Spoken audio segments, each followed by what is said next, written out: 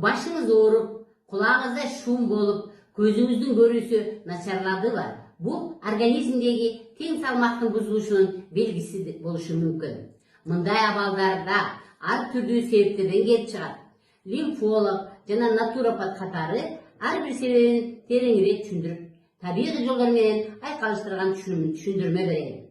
Баш ичиндеги басымдын жогорулашы, бул внутричерепное давление. Мында кандай белгилер болот? Баш оору, кусуу, көрүүнүн начарлашы, тумандашы, эки болуп көрүнүп калуусу, кулактагы ызычуу. Кайсы себептер алып келиши мүмкүн? Мээ шишиги, мээ суюктугунун көбөйүшү, бул гидроцефалия деп коет. Мээде кан куюлуу жана гипертониялык криз. Лимфа жана веналык кан айлануунун бузулушу баш ичинде суюктук топтолууга алып келип, басым жогорулайт.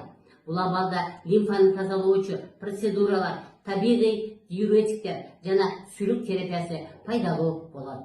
Бирок бул абал шашылыш түрдө дарыгер көзөмөлүн талап кылат.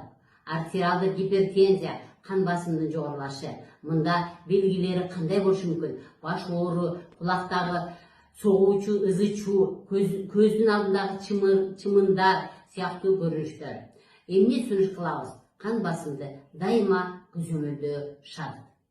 Натуропатиядагы кан басымды жөнгө салууда боор, бөйрөк жана жүрөккө багытталган жумшак, табигый ыкмалар колдонулат.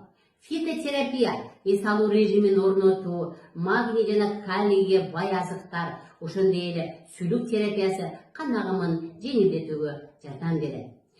Жаткан моюн омурткасынын остеохондрозу, моюн сөөгү аркылуу мээге барган кан тамырлар кысылып калганда баш оору, ызычуу жана көрүүнүн начарлашы мүмкүн. Бул учурда лимфа токтоп калуусу жана кан айлануунун начарлоосу негизги себеп болот. Лимфодренаждык массаж, висцералдык терапия, сүлүк коюу жана деформацияны азайтуу үчүн кыймыл активдүүлүгү маанилүү болот.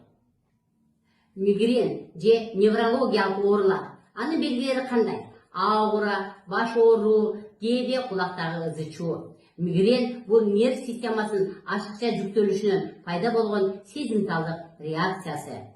Тибеттик медицинада бул жел энергиясынын чыңалуусу катары каралат. Денени тазалоо, боорду жеңилдетүү, чөп чайнектер жана тыныгуу сунушталат.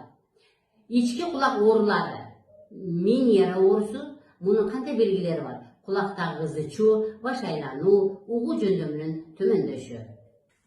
Бул учурда лимфа суюктугунун организмде көбөйүшү кулактагы ички басым менен байланыштуу. Табигый диуретиктер, суу, түз балансты жана жөнгө салуу жана сүлүк терапиясы жардам берет.